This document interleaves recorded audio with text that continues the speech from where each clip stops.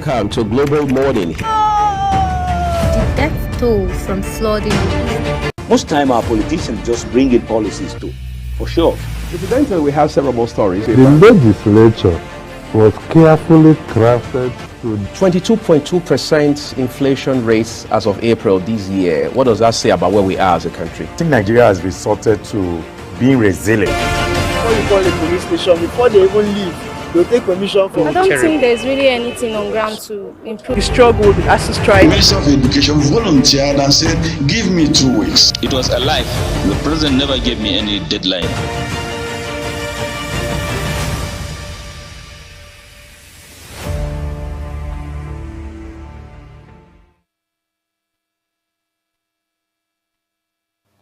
October 1st, live broadcast of President Tinubu of marking 64 years of independence of Nigeria and highlighting the challenges, the prospects, and the future of our nation. Welcome to Global Morning, live here from the nation's capital. My name is Adikan Michael, and of course, we'll be going deeply into the issues the president have highlighted on the occasion of our 64 years of our independence. The many factors that are contributing to where we are as a country, where we are coming from, and the future ahead of us. Of course, Senior Anchor here in Global TV joins us this morning to give a perspective to the president's broadcast. Good morning. Thanks so much for joining us on the program. You know, you are a senior correspondent, and we understand what the president was highlighting. But give us the perspective to that. You know, incidentally, by the way, happy independence to Nigerians, and particularly to our viewers for making our time on this special occasion to join us here for this special coverage of Nigeria's 64th independence. You know, by the way, some of our colleagues had gone out in the course of the week. Absolutely. To do some vox pop and just sample opinions of Nigerians as to where we are as a country. How they feel. Exactly, yes. How does it feel to be 64? And the opinions were diverse, of course, divergent as expected. Some of them hilarious, but some of them actually calling for reflection, you know, very profound, sober reflection as citizens and all of that. But let's quickly fast forward to the president's address this morning. I think the president did acknowledge very particularly where Nigerians are. And he says, look, I'm not ignorant of what we're dealing with, the things we're up against as a country and as a people, which is evident enough and is also fair a thing to say. However, the challenge is that it will appear from all of the things that the president said, the average Nigerian will still have to run around their heads to put a finger on what exactly am I going to take away from this. Of course, people have said that President Bola Tinubu is interactive, is forthcoming. I mean, they score him very high with regards to communication. In the case of former President Muhammadu Buhari, it was a different ballgame altogether.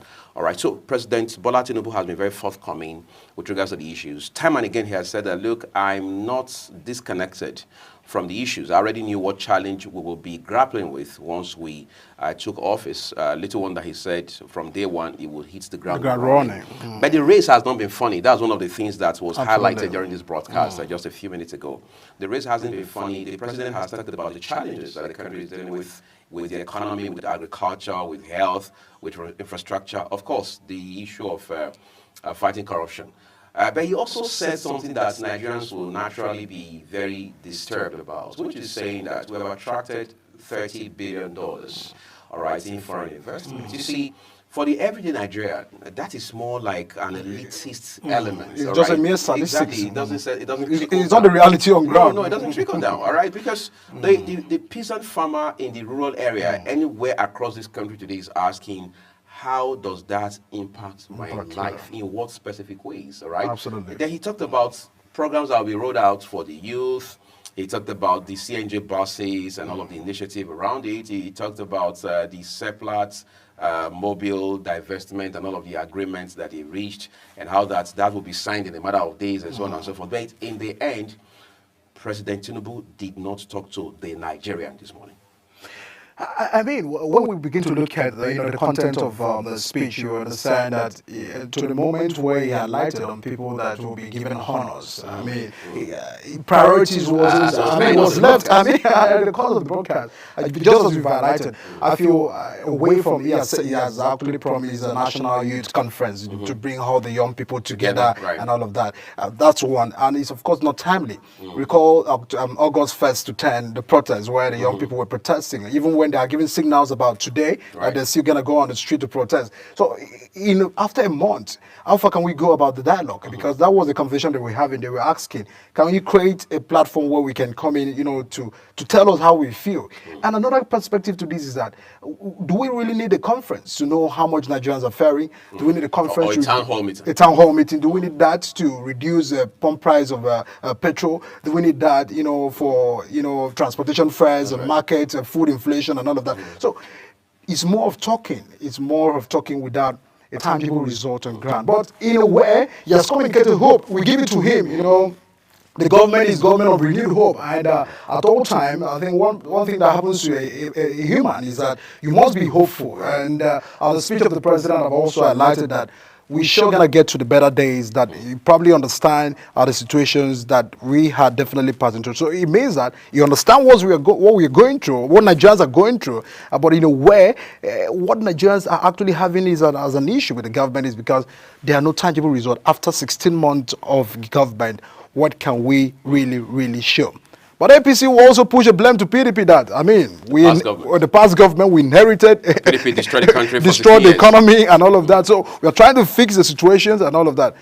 Who do we really have to hold the head of the president this time and leave the rest and leave the rest aside? It's interesting, Mike, just to add to that real quick. The thing is, President Tinubu is very good with delivering hope, right? He talked about hope and he asked Nigerians to believe in the process with him and believe in a brighter future, which is essentially, for me, art. Because whether you like it or not, no matter how bad the situation is, for the fact that you still have life, you have breath in you, you've got to have hope. That becomes your last asset, your very final asset in the final analysis. However, in 2016, when, former President Donald Trump was running against Hillary Clinton, some Americans were asked, who would you vote for? All right. This was in the heat of the election in 2016. And two ladies who were shopping for groceries, seniors, they said they would vote for Trump, right? And the reporter asked them a second question. Why would you vote Trump against Hillary Clinton? And now, let's be clear. This reporter at the time was working for a liberal media house, which means that you would expect that they would want to talk to people who are already inclined towards Hillary Clinton. But these two ladies said, we will vote for Trump. And the guy says, why would you vote for Trump? Then one of the ladies says, because Trump speaks from his heart, Hillary Clinton speaks from her head. Right? You see, our leaders need to learn to speak from the heart. And I'll tell you why I'm saying that. So we've been hearing about the Fearless in October protest, which is scheduled for today. Of course, by dinner time on Sunday, police and other military agencies have already deployed men and resources. By yesterday, the different police commands across this country have already swung into action and all of that. While that is good, while that is timely, while that is very commendable, at least to forestall any breakdown of law and order or breach of the public peace, it is also very important that hunger is the underlying factor here, right? Absolutely. So we must learn to understand that the issues have to be addressed. The president didn't specifically address those issues this morning. We didn't hear the president specifically mention the, 10 days of rage protests that ran from 1st to 10th of August. He didn't address in particular the protest that has been scheduled for today. He didn't appeal to the young people of this country. I mean, this is a country where we have the Not Too Young to Run Act, for example. It's a law, at least an extant law in this country. So I would have expected that as part of the speech this morning, which ran for about 21 minutes, the president should have, by all means, address that issue head on. The core basic of economy. Right. I mean, this is the father of the nation we're talking about. And these are your children you address. That's just a crux. Right, you get to the heart of the issue. So that even if there were leaders of the protest, organizers of the protest, who were already dispersed across this country this morning, upon hearing certain things that the president will deliver as part of his speech, he doesn't have to take the entire day. Absolutely. It could be for 2 minutes, could be for 30 seconds. Because Nigerians are not just asking of too much. When you look at the basic of where they are demanding for. We're just looking at issues of a cabinet reshuffling. You know, it has been on the papers and all of that, all of these indications. And we felt probably the president will take that bold step today because to announce that cabinet reshuffle. But in a way, what are the cabinet members really doing? Because when you look at the fact that the president will tell you, I can't do the job alone, that's why I needed the people to really work with me, the technocrats and all of those economies, high-ranking to drive the Renewed Hope initiative. To drive that. But for how far can we really say that your economic team are working? Because just as you highlighted, the basic economy, the data analysis we probably may be having is not what Nigerians are really seeing. They don't understand that. NBC probably will give a report today. The NBS will give a report today that we are improving, inflations are working and all of that. But is that really translating to the market? When you go to the Wuse market to buy Gary, to buy this and all of that. I think that's what the common Nigerians are really after. They just want to see things that can be able to work. And the president's speech probably has not really touched that. But we'll keep on tracking to know more about that. All right. I think, again, just as we wrap up now, because I understand we have the AM news up ahead of us. But Mike, you see, in the final analysis, we need to understand that the Independence Day commemoration is just an opportunity for the president to address some of those issues. But let's jump right to the issue of cabinet reshuffle. Bayo Onanuga, the special advisor on information and strategy to President Tinubu, has said just a few days ago that the issue of cabinet reshuffle is no longer a matter of if, it's now an issue of when. Because it's certainly going to happen. But people have been asking, on what basis will ministers be taken off the cabinets and others reshuffled? The president already set that standard right from when the APC had its retreat for ministers and other cabinet members by saying that we have KPIs. But what those KPIs are, I think they are better known or best known to the president and Mrs. Hadiza Bala Usman, who is supposed to coordinate this aspect of the federal government's initiative of driving the economy and bringing the renewed hope to fruition. However, people have said there are ministries that are docile and dormant. And it puts a question mark on the competence, skill set, capacity and capability of the ministers who run those ministries. For example, in passing this morning, in fact, with some emphasis at some point, the president didn't talk about, he talked about the Ministry of Innovation and Digital Economy, where you have Dr. Bosu Tijani, who had proven himself in the private sector time and again, both home and abroad, and of course, across Africa. Young man with energy, with great ideas, futuristic and what have you. And then you have a guy like Dr. Olubamitun Jojo, Ministry of Interior, and we see what he's doing with prisons, with immigration service, and all of that. And people say, who else is working aside these two gentlemen? Well, some people say, okay, let's look at someone like a senior lawyer talking about Festus Keyamo. They say, okay, when you remove these three from the mix, who else is left? But the truth of the matter is that no matter how these ones will work, where many Nigerians are still having a concern is about some of the economy, the basic things that probably that are not coming through. They are not coming through. That's where it becomes tricky. Because absolutely, because gentlemen, they serve at the pleasure of the president. So the president has the power to hire and fire. So when the president makes that decision, these Nigerians you talk about will not be there to decide who goes and who stays. Because the president made it clear about a year ago that those of you who have not performed up to the KPIs, the key performance indicators we've set, we show the way out. All right, so who is going to leave us? We don't know yet. But you see, no matter who leaves or who stays, in the final analysis, what does matter is the fact that the president must not take his eye off the ball. What the ball? That renewed hope that you promised Nigerians. You have also told your ministers that, look, when we came into office, we knew the humongous work we would have to do. So we're never ignorant of this challenge. Therefore, nothing should come as a surprise to the president at this point in time. But we must continue to have this conversation around who is having power in this country. The Minister of Power, Chief Adelabu, just said in the course of the previous week that 40% of Nigerians now enjoy 20 hours of light every day. But that can be true given what we see on the ground. But you see, we must address these issues. Do people have access roads to their farms? Are people secure enough to even go to their farms, whether in Kebbi, in Jigawa, in Borno, Adamawa, Yobe, Kaduna, what have you? And then, of course, when you go to the South, for example, can people sleep with their two eyes closed without being afraid of being kidnapped while they are driving into their compounds, like we saw with the zonal coordinator of Academic Staff Union of Universities in Egboma, somewhere in those states. And just a few days ago, we understand, thankfully, he was able to escape from the den of the captors. But again, none of this. The president's speech and his actions must be in total alignment with the realities that are in front of Nigerians. I mean, you just mentioned about insecurity, where he had said that over 300 Boko Haram and bandit commanders have been eliminated. And then we begin to look at the factors probably about insecurity. When you look at food inflation, I mean, the common farmer will tell you, I mean, our farms are no longer safe for us to go back to farm. Right. So what can be done, to eliminate, insecurity at the level of the farm, producing much of what we are consuming, because we can't begin to import as the time of the country we are. So there are levels to how some of these insecurity indices can begin to solve. What happens to Benue State? Issues of insecurity, the food basket of the nation. Right. What happens to some state that we can begin to see what we can enact?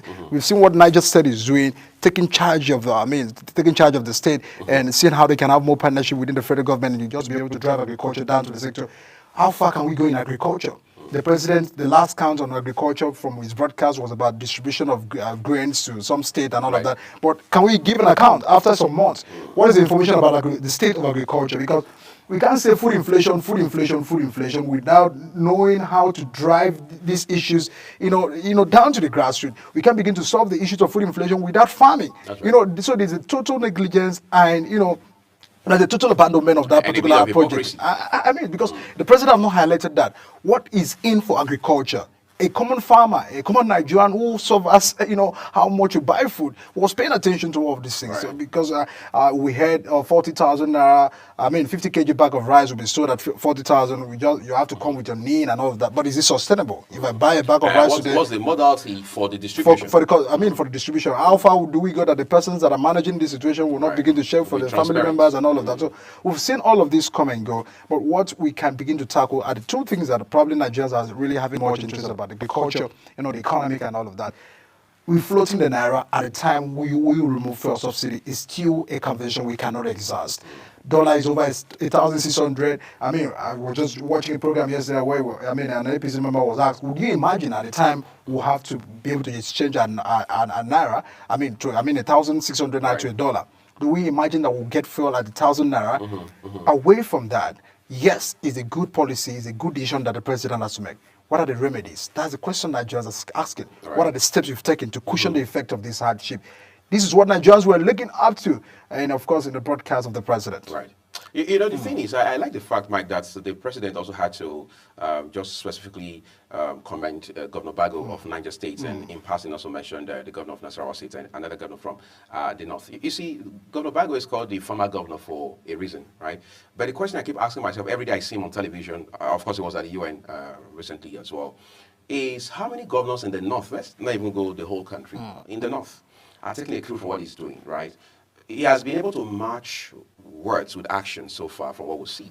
All right, we've seen him get on the farm. We've seen him prioritize agriculture. Because for me, that shows that this is a governor who understands what the issues are. And he's driving it with some level of sincerity. And you see the commitments, it all speaks for itself. But we hope other governors will follow suit. We hope other governors will understand that it is first about the people before we go into politics, because we understand 2027 is already a distraction. You go around Abuja, for example, you're seeing billboards and signages all over the place. But when it's all said and done, the question is, what has changed about the Nigerian and their quality of life since this administration come into power? It's very important we understand that. And for those governors who, at the sub-national level, are doing their bit, we hope that you continue to find the courage and the strength and all of the resources required to sustain that. And hopefully those who take over from you later on are able to also continue that stretch from wherever you are going to live off. Because in the end, any country that can't feed itself has not breaking free from the shackles and fetters of poverty. You can check facts. The facts are there. They speak for themselves. From Singapore to Brazil to South Africa, any country that can't feed itself is still shackled by poverty. And look at the numbers. They don't look good. When you look at Nigeria, for example, at the point it was 33 million Nigerians living in what they call multi-dimensional poverty, all right? So when you look at all of that, it means that there's a whole lot of work to be done. And back at home, for example, who is giving us the numbers? Who is telling us about the figures when it comes to even food inflation? Most times when the numbers come from the National Bureau of Statistics, the NBS, you see how those of us who are scratching our heads as to whether we want to believe it or not, because we're also seeing controversies along those lines not too long ago with regards to the data inflation numbers released by the NBS. But in all of this, the buck stops with the president. And one thing I'm happy about on the final note is the fact that President Tinubu does not have a reputation for giving excuses. Instead, he tells you two things. First, I acknowledge the problem, and we're working to fix it. We are moving towards a brighter future is still where the questions of how, when, and what is the possibility of the short term and the long term. Ultimately, because we understand that by today, the crude for the naira for crude deal will kick in. Yes, the Minister of Finance, who is the chairman of that panel, had given us that assurance about 2 days ago. So, across then, Global Television will follow those details. I mean, all of those developments for you as well. We are still tracking that development in a bit to what the president really had said, that the better days ahead of us. The challenges moment must always make us believe in ourselves. A very patriotic speech about the president, but in a way issues have not really been addressed and where the questions of Nigerians are still lingering. Let's get to bring you what Nigerians are probably reacting on 64 years of Nigeria's independence. Nigeria at 64. How far and how well? We're on the streets to get reactions of Nigerians on the occasion of Nigeria marking 64 years of independence. Take a listen. At 64, we are still not yet there, but we are making good strides. Especially with the efforts being made by the present leadership. I believe we'll go there. Things are very painful though, but then again, you know, you have to cross every river with difficulty. But by the time you... We are undergoing the pain of discipline. You know, when you discover, you develop. At this stage of development with Nigeria, we have to undertake this pain. In a short while, in cooperation with the present administration, we're going to come out from the pains and celebration will be at our lips. I wish Nigeria... We are under slavery. We are not independent. At 64, you can imagine what is happening. 64 years old man is still crawling. We are still crawling. We are not independent. In fact, we are still dependent. My message. I don't know whether we are growing or we are diminishing. You're supposed to be up. How old are you? I don't know. But at 64, you're supposed to be a grown man. But all I say is I wish Nigeria better and best. Yeah, my concern at Nigeria 64, presently I would like to say congratulations to Nigeria, happy birthday. And I still want to believe that with the recent dispensation that we're into, we really believe that we are Nigerians that believe in ourselves. So I still believe that better Nigeria is still going to come ahead. There's poverty, there's illiteracy, there's disease, there's corruption, there's starvation. The government needs to do a lot more than they're doing. Hopefully the followers can follow. If you lose the people you are leading, you can't get nowhere. So they need to get everybody together, followers and the leadership, and let's see how we can salvage this country. It's getting too late. But the truth about it at the end of the day is what I feel is we all have to really come together. Every stage of governance must be checked, must be screened or scrutinized. Every stage of government must be checked, must be scrutinized. We can't just say the president alone, we can't say governors alone, we can't say ministers alone, House of National Assembly alone. Every single aspect has to be looked at and it has to be holistically done.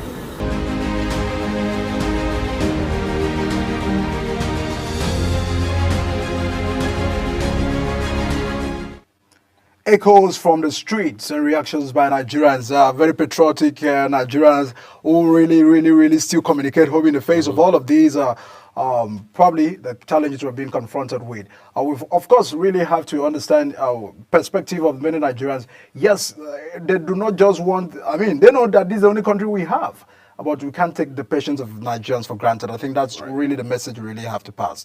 You see, the thing is, All of those perspectives are very valid because people will always react to how the shoe pinches, and my mom would say, he who wears the shoe knows where it pinches, and all of that, which is quite the fact. One of the gentlemen there, the bearded one, talked about poverty, diseases, and all of those, yes. Let's also be very fair to President Tinubu and his government, right? He picks up the economy from a very bad place. Right? Absolutely. So he has a lot of fixing to do. However, the argument is that you already knew how bad a state the country was in as of when you picked it up on the 29th of May, and you never feigned ignorance. Therefore, going forward, all you have to do is to be focused on the work that has been cut out for you. But I'm very hopeful. I'm very optimistic that Nigeria will get it right. All we have to do is continue to tell ourselves the truth. There must always be sincerity of purpose. You know, one of the gentlemen there also talked about how that we mustn't always talk about the president and the federal government. Let's go to the subnationals, the states, the local governments. What are the governors doing? For a second, yes. Move away from the National Assembly. Go to your local assembly. You have the State House of Assembly in your state. You have the legislature, legislative arm at the local government level, for example. What are they doing? These people were also elected. Are they providing leadership at that tier, at that level? It's very important. You see, to whom much is given, much is expected, right? It's called equity. In other words, the president may have more resources than the governor. But at the president level, what is he doing? At the governor's level, what is he doing? At the local government chairman's level, what is he doing? Thankfully, we now have local government autonomy, which, of course, is not in doubt. We see governors now falling over themselves to quickly conduct local government elections. But by the time those elected chairmen, executive chairmen, as they're called, come into office, what exactly will they be doing differently than we had seen in the time past before the local government autonomy elements kicked in? So these are the issues that we must continue to interrogate. And Nigerians must learn to be familiar with how the process works and stop asking for handouts from those who are supposed to provide them the basic necessities of life, from infrastructure to functional health service and education, quality education at that, instead of asking for handouts. But again, you know, in a system where poverty has been weaponized, it's almost like being between the rock and a hard place.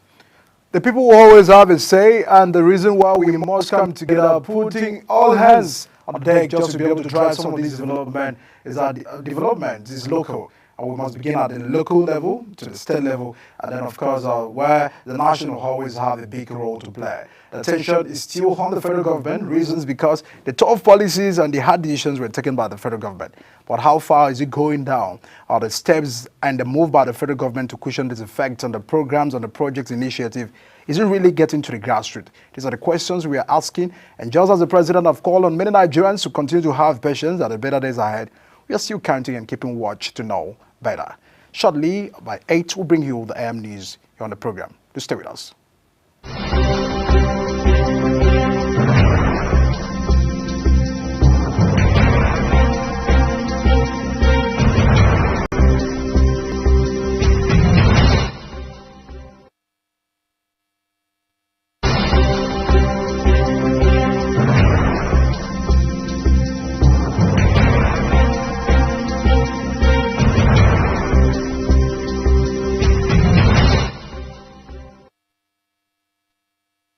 Global Morning is your ultimate destination for engaging political and economic matters. I am Uyi Agmofrebe. And don't forget to include social discussions. Tune in every weekdays from 7 a.m. to 10 a.m. I am Queen Agaba. For insightful breakfast ideas, business summaries, sports highlights, international and local news perspective, I am Anthony Momodu. Don't miss the in-depth analysis of current and political issues by the Global Morning team and experts. I am Jumai Manson. Catch Global Morning here on Global Television. Getting on the action. I am Edikan Michael. We are the Global Morning team.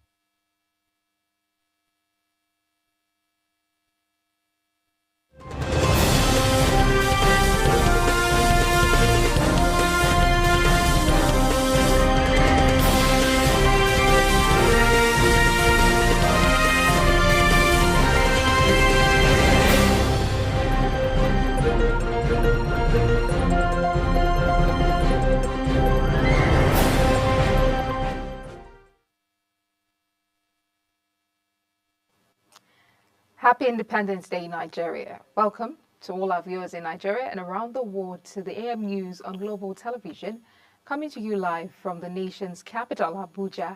I am Queen Agaba. A quick reminder that Global Television is on DSTV channel 365 and free to air on Nightcomsat. President Bola Tinubu has delivered a nationwide broadcast as part of activities marking Nigeria's 64th independence commemoration. While acknowledging the economic hardship being faced by citizens, Tinubu highlighted some achievements recorded by his government to include youth-centric programs, rollout of compressed natural gas buses, and foreign direct investment of $30 billion in the past year, among others. He reassured Nigerians that better days are ahead, urging them to believe in the nation's promise. Global Television will bring you details of the president's speech later. In the meantime, preparation for the upcoming October 1st Independence Day celebration, the Nigeria Police say it has strategically deployed adequate personnel and equipment throughout the Federal Capital Territory. The Assistant Inspector General of Police, Zone 7, Bennett Igwe, stated this while addressing journalists in Abuja. Kike Lomokere completes the report. The Assistant Inspector General of Police Zone 7, Bennett Igwe, says the proactive deployment is to ensure the residents of FCT enjoy a itch-free Independence Day celebration. He says the police will not tolerate any form of protest from Islamic Movement of Nigeria, popularly known as Shiites. We have a lot of intelligence at our disposal that some miscreants to be led or including members of the proscribed Islamic Movement of Nigeria wants to be on the streets. I want to say that because they have been proscribed, they don't have right of assembly, they don't have right of procession, and they don't have right of protest. So tomorrow we are going to enjoy our safety, but we are going to readily wait for them and their groups. It says traffic diversion will be implemented in areas expected to experience large crowds, including Central Area and Eagle Square. While celebrating Independence Day, residents of FCT are encouraged to remain vigilant and report any suspicious movement or activities to the FCT police. Kike Lomo Okeri, Global Television News. In a related development, Ekiti State Commissioner of Police Adeniro Akinwale has advised youth in the state to refrain from participating in the protests being planned for October 1st by some individuals to prevent it from being hijacked by miscreants. Akinwale advised that illegality should not be used to pursue legality, urging youth to embrace peace and dialogue instead. The Anambra State Police Command says it has neutralized a suspected gunman during a gun battle with miscreants in the Fite, Uga area of the state. The command spokesperson, Tochukwu Ikenga, in a statement disclosed that the police encountered the armed men at about 11:30 p.m. on Sunday during a routine patrol in the area. Governor Hope Uzodinma has expressed gratitude to God that despite insecurity in some parts of Nigeria, the nation has not experienced full-blown terrorism like in some African nations. Speaking at a church service ahead of Nigeria's 64th independence, the governor expressed concern over the recent flood disaster in some parts of the country. Global Television's reporter Amarachi Ibe has details. Well, we'll bring you that report in our subsequent bulletin. The Nigeria Security and Civil Defense Corps have deployed 3,500 personnel across the Federal Capital Territory in a proactive measure to ensure security during Nigeria's 64th independence anniversary. The extensive deployment aims to maintain public safety, safeguard critical national assets, and protect public and private properties. This was made known in a statement signed by the NSCDC FCT Command spokesperson Samuel Idoko, who says the Nigeria Security and Civil Defense Corps Federal Capital Territory Command deployed these personnel in commemoration of Nigeria's 64th anniversary celebrations. President Bola Tinubu has sworn in Justice Kudirat Kekereekun as the 23rd substantive Chief Justice of Nigeria, following her confirmation by the Senate on 25th September 2024. Kekereekun took the oath of office and signed the oath register at the Council Chamber of the State House, Abuja. She succeeds Justice Olukayode Ariwoola, who assumed office on 27th June 2022 and bowed out on 22nd August 2024 upon attaining the retirement age of 70 years. The Osun State government says it sealed the business premises of Shegilola Resources Operating Limited. The move followed an order of an Oshogbo Chief Magistrate's Court presided over by Dr. Shegun Ayilara, which granted the request of the state government to distrain the company for various tax violations. The government had accused the company of failure to disclose fully the employees directly and indirectly involved in its business activities, adding that it also obstructed tax processes by failing to provide timely tax information and documents. The 2023 presidential candidate of the People's Democratic Party, Atiku Abubakar, has called on politicians, statesmen, and other stakeholders to take action and reclaim Nigeria's democracy from the looming threats of oppression. In his Independence Day message to Nigerians, Atiku called for a united effort to achieve the greatness envisioned by the nation's esteemed founders. Even as Nigeria celebrates its 64th independence anniversary today. Nigerians are calling for a return to the regional system of government, also known as the parliamentary system. This demand emerged during the National Assembly's consideration of memoranda submitted by the public as part of the ongoing constitutional amendment process.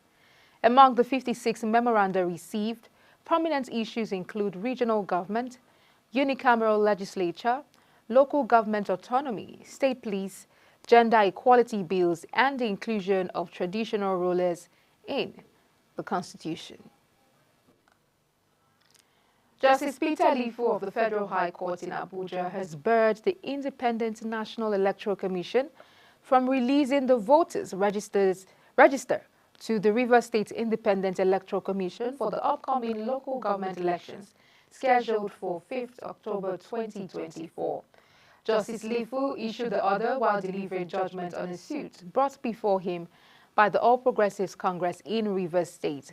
In his judgment, Justice Lifu criticized RSEC for setting 5th October as the election date without adhering to the relevant laws governing the conduct of the election. He ruled that the Rivers State Electoral Body violated the provisions of the local government election law by failing to publish the mandatory 90-day notice before fixing the election date. You're watching the Global AM News, coming to you live from Nigeria's capital, Abuja. When the AM News returned, Nigeria qualifies for 2025 Under-19 Cricket World Cup. Details of this and more after this break. Please stay with us.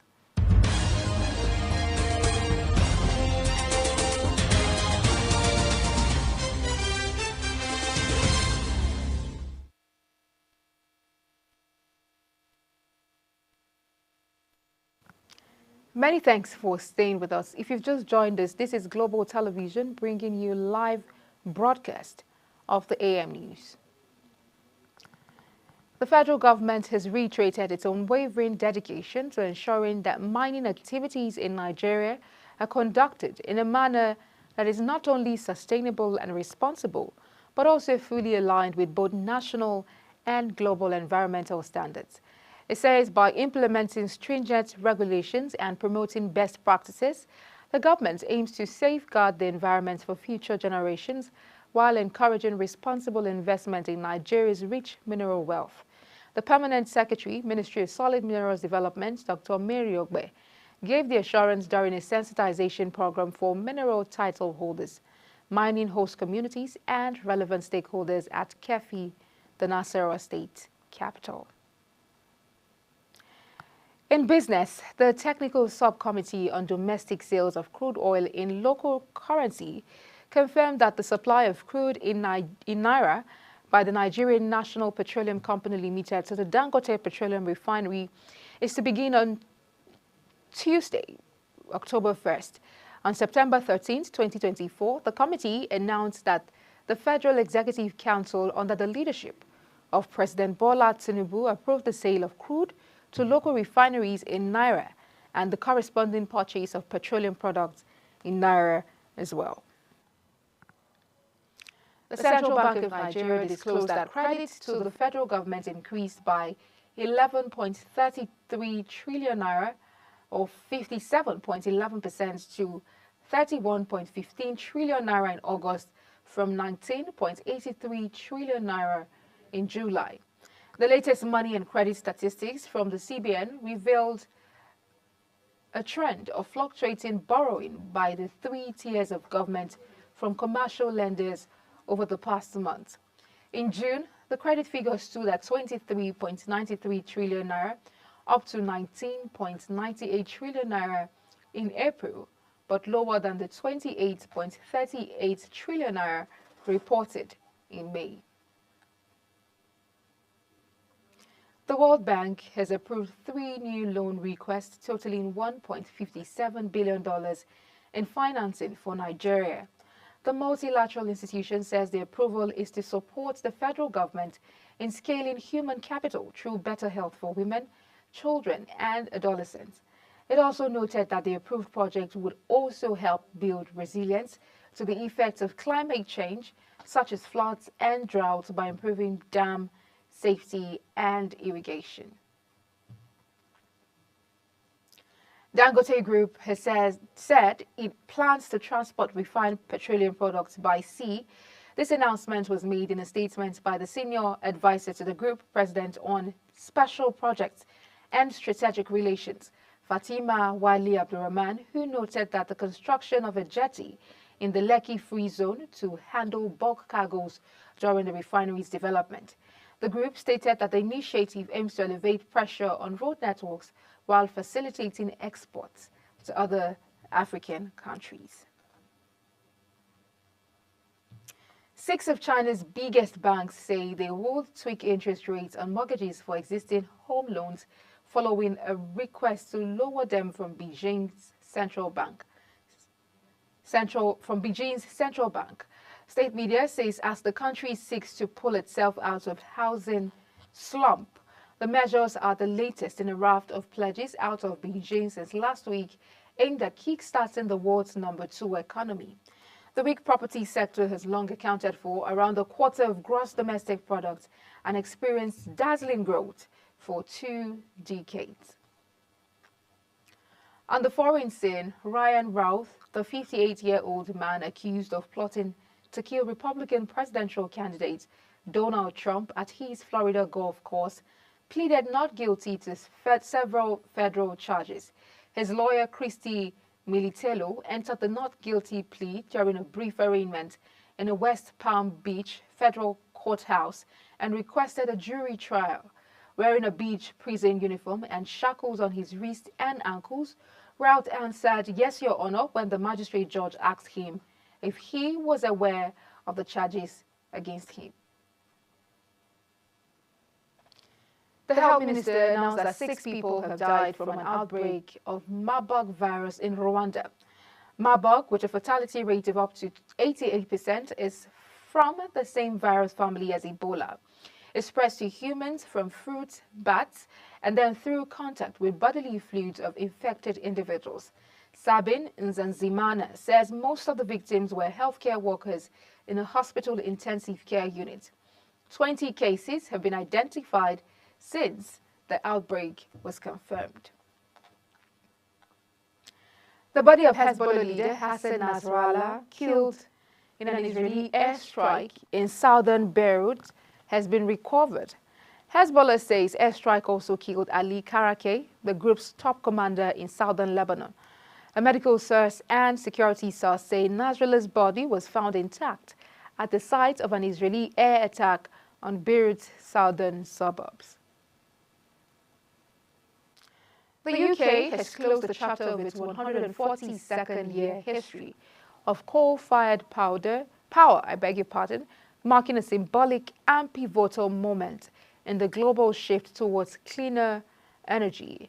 As of 30th September 2024, the nation's last coal power plant was decommissioned, making the UK the first G7 country to eliminate coal from its energy mix.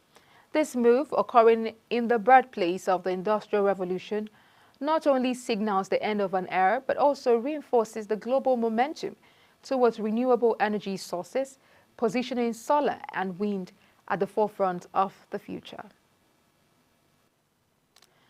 Austria's far-right Freedom Party has opened the door to a new era. Its leader, Herbert Kickl, has told supporters as they celebrated an unprecedented election victory. Kickl's party won 29.2% of the votes according to provisional results, almost 3 points ahead of the Conservative People's Party on 26.5%, but far short of a majority. Kickl's victory is only the latest in a string of far-right election successes in Europe, and he praised voters for their optimism, courage, and trust in delivering a piece of history.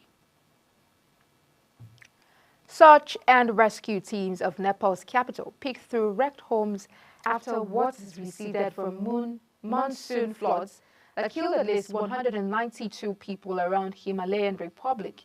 Deadly floods and landslides are common across South Asia during the monsoon season from June to September, but experts say climate change is making them worse.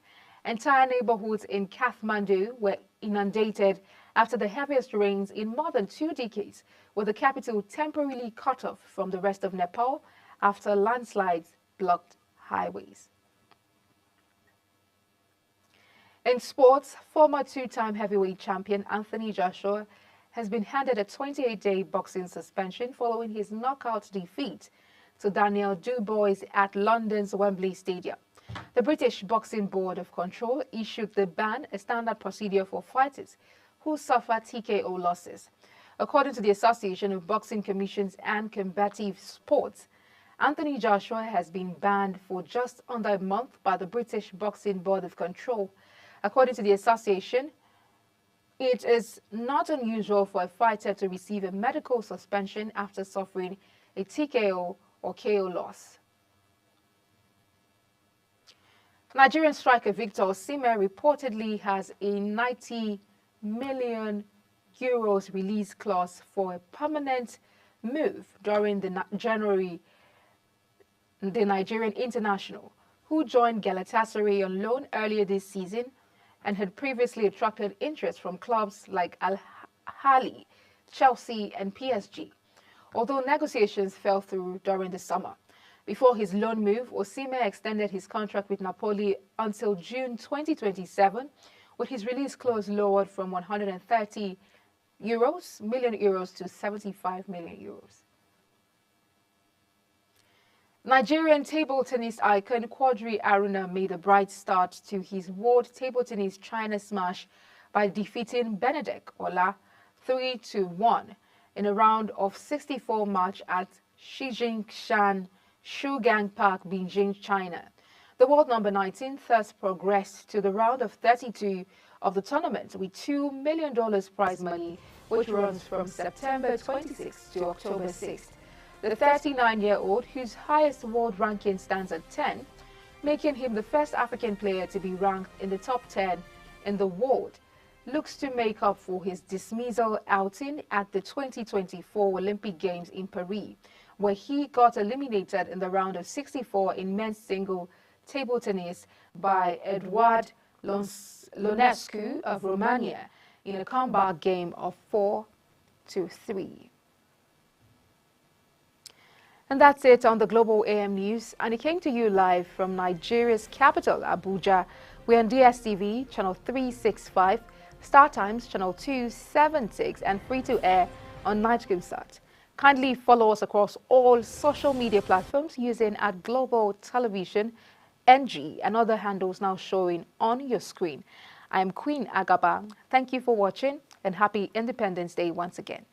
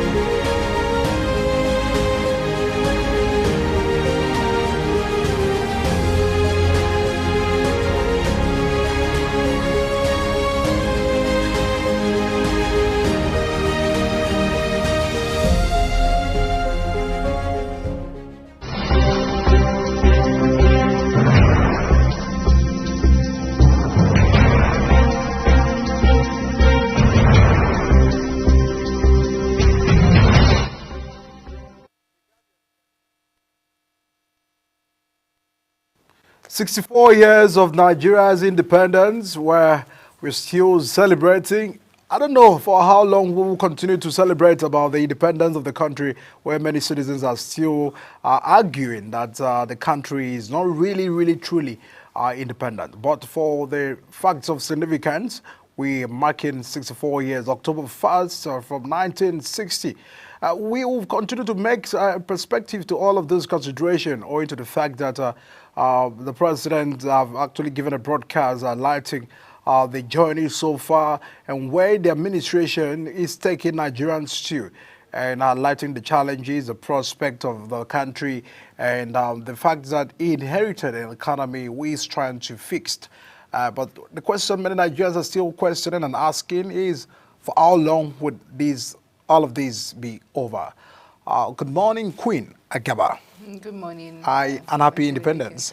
Happy independence to you as well. I can see you in that glory of Nigeria's independence. If so. All right, let's quickly get to have what the papers really have for us this morning. Let's get to the Guardian newspaper. On the Guardian newspaper this morning, as a big story coming from the Guardians, as still the independence, Nigeria at 64, economic hardship, political rift overshadows celebrations. Economic hardship, political rift overshadows celebrations. I can see some artwork right there displaying, well, we are working hard, but be patient and grateful. Learn to pray and fast for national development.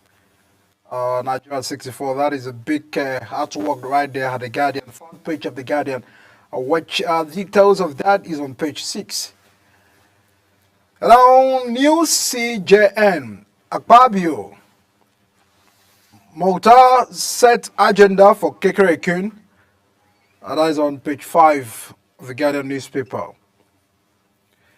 And our next other big story on the front page, Fubara, APP insists on LG polls as court stops INEC from releasing voters' register. That is on page 8 of the Guardian newspaper this morning. There is still editorial reactions. It's 4 years on time to reset Nigeria for real growth. Tinubu highlights gains, prospect embarks on National Youth Confab. October protest, it is unconstitutional to confine protesters. Lagos lawyer tells government. Independent.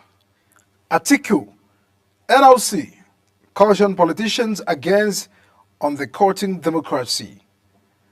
We also have Bobrisky, FG set up panel to probe NTOA's amid denials. I think the most unique to me is still about the Nigeria 64 independence. Well, we've seen NLC and Atiku, former vice president of the country, cautioning politicians against undercutting democracy. It means people should reduce the practice of a nation. If we've just celebrated 25 years of unbroken democracy, therefore means that politicians should know that we should allow the arms of government to really be free, because independence really means that we're doing the right thing at the particular sector we are. Our institutions are getting stronger, and the different arms of government are truly having their whole roles in terms of practicing checks and balances and all of that. So over and over again, we still argue about how our democracy is faring to us. And now that we are having to celebrate this 4 years of independence, for how far this is going, that's what Atiku is really insisting on NLC. And he's raising a very salient point there, raising what is topical, what is necessary at this point. And what we need to do is to reflect. I want to believe that that's why the federal government has decided that, the 64th Independence Day celebration is going to be low-key, so that we can reflect where we are as a nation, how far we've come, and also look at the challenges that we're currently facing. Challenges like insecurity, banditry, food insufficiency, and all of those other difficulties that Nigerians are facing, which at this point in time should not be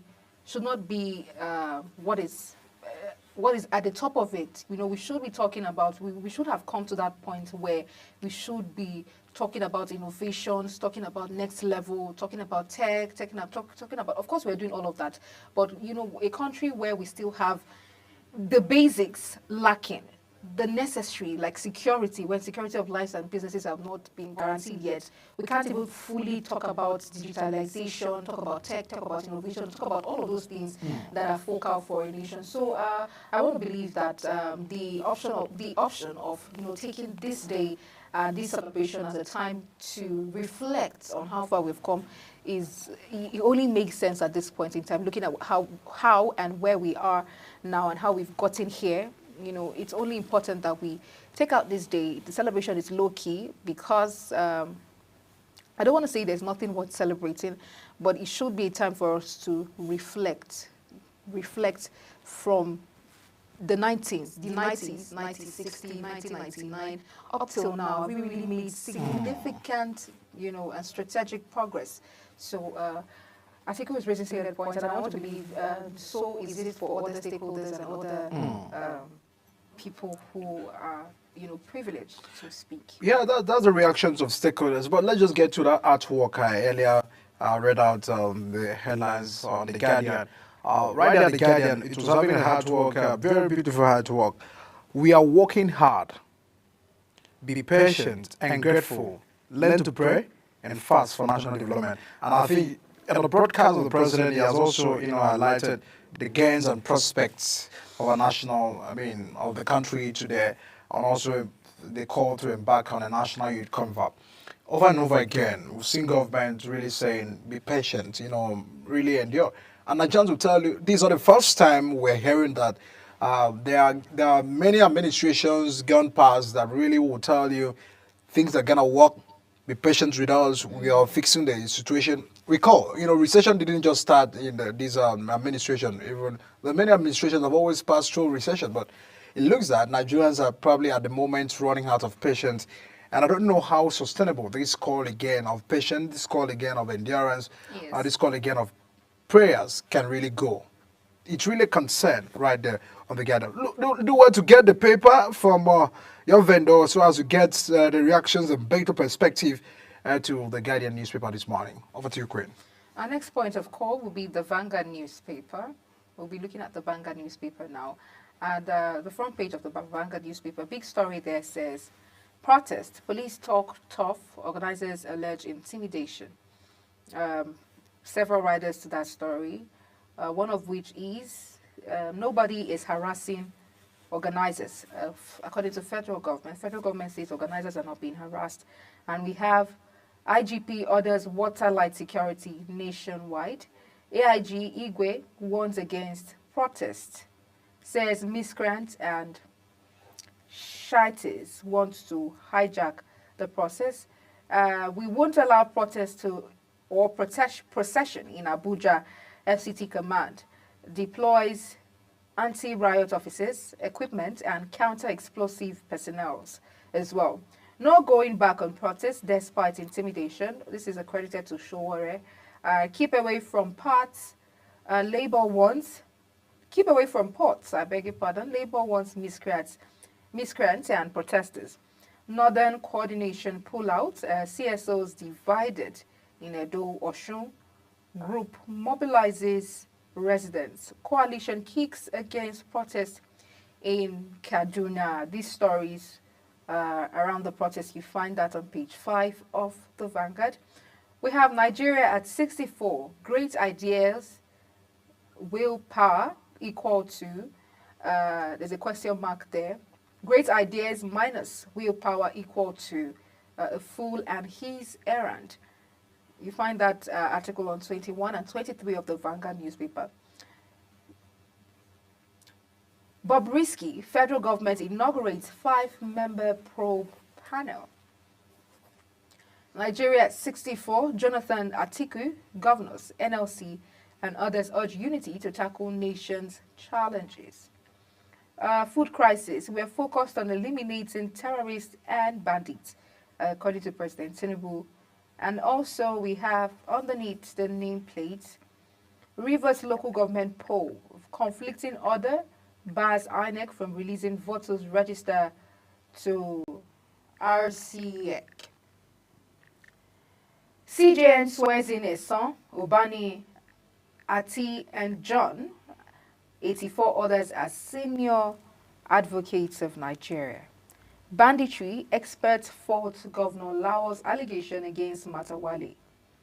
And then we have in sports, Dominican Republic, Olowo Kere names 13 gold Chidi in under 17 World Cup squad. These are the stories we have on the front page of the Vanguard newspaper. And our next point of call will be the Punch. Michael Edikan will bring that to you. And now straight up to the Punch paper. Nigeria at 64. We must reform or collapse. As coming from Tinubu, CSOs vow to go on with protest. There are several reactions about the protest. Fearless October 1.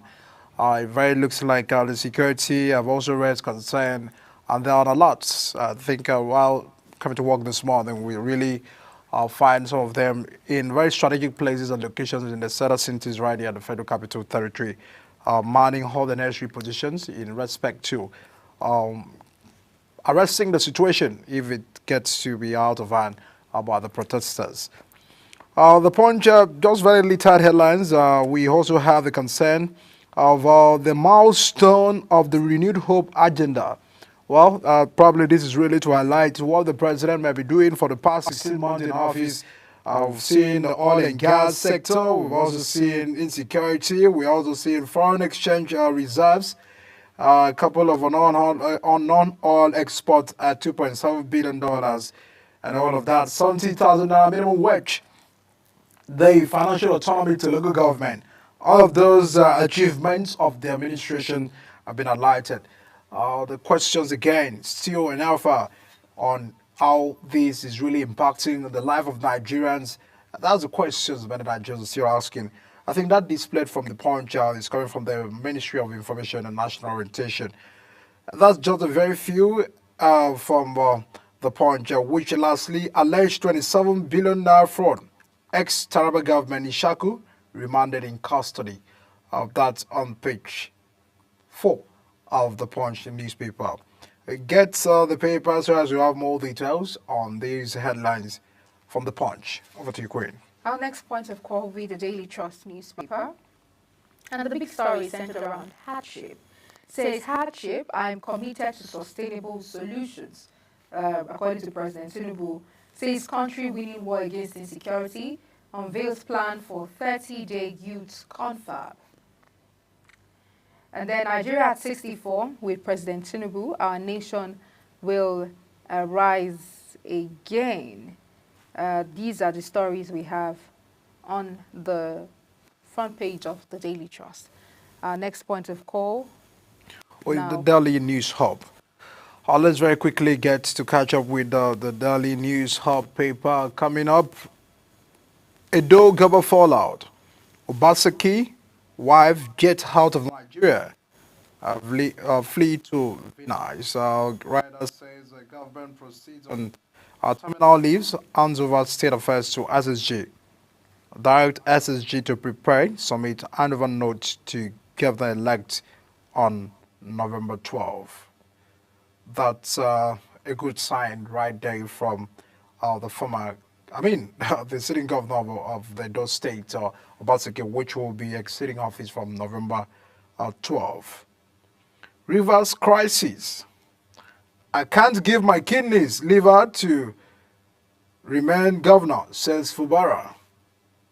That's on page 6 of the Daily News Hub, having to react based on the rift between him and the former governor, Nyesom Wike.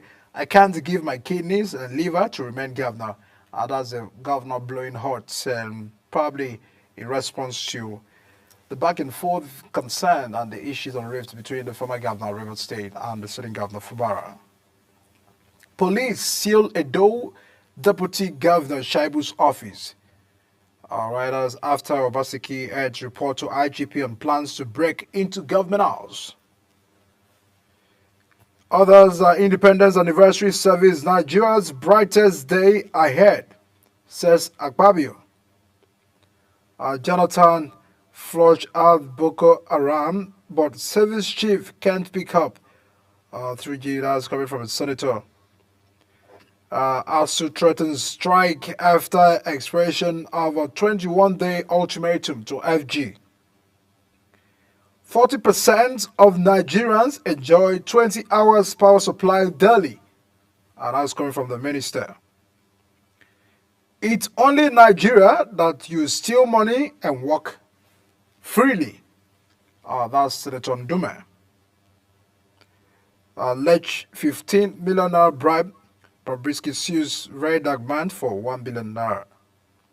That very big couples of concern and issues coming in right there from the papers. You can really get more details of these from the vendor.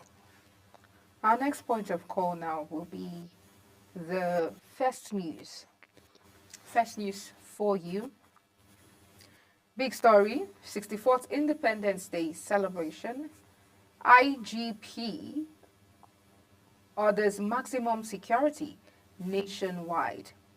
Major highways, event venues fortified against potential threats. We also have defiant Shaibu snubs Edo government warning inspect project as deputy governor. Unyielding. Organizers insist on October 1st protest despite Northern coordinators' withdrawal. Dangote Group to transport refined products by sea eases road pressure. IPOB wants Ndigbo to shun Independence Day celebration. Alleged 528 billion naira fraud. EFCC vows to probe defense minister. Afenifere vows to mobilize against Unitarianism in Nigerian politics. And we also have underneath that story, 15 million naira bribery scandal. Bobrisky, a no-show as drama unfolds with very dark man Adeonju at Reps hearing. Rivers local government election must hold October 5th. Fubara declares amid court orders. These are the stories we have on the front page of the first newspaper for you. I want to commend Dangote Group for, seeking another means of transport to transport petroleum products rather than the road. Yeah. Because I've been privileged to travel on some of our major roads, and I tell you, most trucks and trailers are one of the reasons we have heavy gridlocks, heavy traffic on these roads, and they're damaging the roads as well because of these vehicles are heavy vehicles and all that. While I still advocate for us to, whoever it is that is in charge of road contracts, to oversee, supervise, and ensure that these roads are done well. But oftentimes we see that these roads are not properly constructed, and so you see these heavy trailers that travel with petroleum products or other products begin to cause damages to this road, leaving it in very extreme conditions, potholes, and even causing further accidents. So I think it's a good one that they're seeking or sorting to transport by sea, although that comes with challenges as well. But I think if we have more options where trailers and heavy vehicles, heavy trucks transporting essentials or necessities can use, it would be better for commuters as well, and we'll have less cases of accidents and road malfunctions. So these are the stories we have on the first newspaper. Our next point of call, Michael Edika will bring to us. Let's get to Daily Independence on Independence. Big story from Daily Independence this morning. 64 years of chasing exclusive golden fleece. That's the commentary right on the front page. Nigeria at 64. Revive nationalism in defense of democracy. PDP tells citizens. Right after the story, Nigeria on the brink of one-party dictatorship. Atiku Abubakar. Despite challenges, be hopeful, Jonathan urges Nigerians. That is on page 30. Reactions from the former president, Goodluck Jonathan of PDP, and former vice president, Atiku Abubakar of PDP. And the questions, also the episode will tell you, is that the PDP left us to where we are today. And what we're seeing is also for the consideration of the fact that things would have been better if the PDP had managed the economy so well. It's coming from the leaders at the time, like these Nigeria celebrating 64 years. October 1 protests. Dialogue with protest leaders, CSOs charge government. A rider has it urged security agents to desist from use of force. That's on page 29.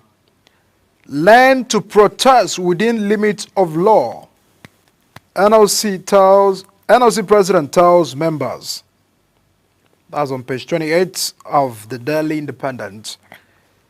A couple of other stories. Rivers to get new people own structure. October 5th, says Fubara. Tinubu reaffirms commitment to upholding judiciary independence, as on page 23. Poor policies slowed aviation sector growth in 64 years. Experts. Reactions are right there of Kekere Ekun, the new CJN, with the president just shortly after she was sworn in as the substantive Chief Justice of the Federation. Omokri calls for peace, warns petrol subsidy will bankrupt Nigeria. Reactions and concern on how far, where we can really go as a country in 64 years, coming in from the PDP, the former president Goodluck Jonathan, and Atiku Abubakar, calling for reviving nationalism in defense of democracy. Reacting that Atiku saying that one party, is dictatorial by any ruling party. And the concern also from Jonathan that despite the challenges we must be hopeful. That's the very headlines, big headlines and stories from the Daily Independent today on Nigeria's Independence. Queen, let's get to other papers and to catch up with all the stories before we bring in the discussion. Our next point of call will be the Leadership newspaper for you. And on the front page, big story, still Nigeria at 64. At 64th independence, Tinubu admits economic struggles, calls for patience. Defense fiscal reforms, says I inherited bad economy. Declares we will survive this one. Governors, others call for patriotism and unity. EFCC misses annual report deadline, arraigns Taraba ex-governor Ishaku. Nigerian Air Force probes Kaduna bombing, insists location was terrorist enclave. These are the stories we have on the front page of the Leadership. As regards President Tinubu's Independence Day speech, where he admits that we're at that point where we are struggling, and these struggles are, not new to him or not unknown to him, as he is, trying his possible best to ensure that he pushes the economy to where it ought to be, and he inherited a bad economy. But so far, some analysts have argued that over 16 months is enough time for us to at least begin to see tangible changes, which he, at least a short term, in his speech, acknowledged the fact that, yes, while we have great expectations, we must also know that banditry and kidnapping has been reduced to the barest minimum. They have been, the military and the police have been at the forefront and have been on their toes to ensure that banditry is not as pronounced as it used to be. Well, and then, I'm always on the part of security because nothing thrives outside of security. And the president says they're working, he's working alongside ministers and governors to see that Nigeria is where it ought to be. These are some of the things that he has highlighted. Michael Edika, I want to throw a question to you. If truly, how much time is time enough, for us to begin to see tangible changes? Do you think that so far, where we where we are coming from and where we are? Have we made tangible progress so far? And do we need to give the president more time? Or, let me get your take at Nigeria 64. I mean, what the president is simply doing is, way of still communicating hope to Nigerians, because, I mean, one thing I and we were speaking on is the fact that every human being wants to have hope. Like, the fact that you see the new day means that you are hopeful that probably the day will be great and the days ahead of you will be great. But the very concern we must have is that they probably shouldn't be taking the understanding, this issue will tell you understanding girlfriend, the description about understanding girlfriend in Nigeria's context is that, you're patient with the man, you're doing all of this enduring, you're not complaining, you're not pointing fault and all of that. So we will begin to tell all this down to, the context of Nigeria. Leaders over and over again have been telling Nigerians to exercise patience. We've seen several recessions in this country where we have to endure. We've seen the level of patience Nigerians have to endure. But, for how long would Nigerians continue to have this endurance? For how long can they sustain this patience? Because if at the moment where you are still communicating hope, but you're not showing tangible result in terms of short term, yes, we agree with you completely. We agree with every government completely that they have good intention. No government probably wants the people to suffer. We have people, taking an oath of office to protect lives and properties of many Nigerians. But what Nigerians are really concerned is, are you taking this thing serious? What are the results, the tangible results, the short term? What are the measures you've put in place to cushion the effects? Just look at subsidy removal. We've yet to see CNG buses on the streets. We are here to see, farm being protected just for farmers to get food back, to the market. I mean, again and again and again, and we'll probably begin to narrate all of this story, there are no tangible results. And we must say, yes, fine, we must have hope on the president because he asked for the job. They told Nigerians that he hit the ground running from day one. But what Nigerians are watching and counting on is tangible result, which we must see the small one first, where we can now begin to have hope of the better days. So I feel that's really the concerns and where government must begin to pay attention. But we give it to the president. You understand the plight of Nigerians, who he was saying. I mean, this is one of the president that is communicating to us. It's not just about adamant. It's not just about silence about the groanings of Nigerians or the hardship of Nigerians. At least it's coming out to speak on the press. It's coming out to address Nigerians. It's coming out to give a concern about how much he feels that Nigerians are going through. But away from the talking, I just want to see how they can begin to walk the talk. Let's get to the Daily Times very quickly before the conversations get started on the program. Nigeria at 64. NLC, PDP, Atiku. Beyond state of polity. Nigerians must continue to demand accountability from their leaders. NLC. Resist APC tourism's exploitation. PDP tells Nigerians.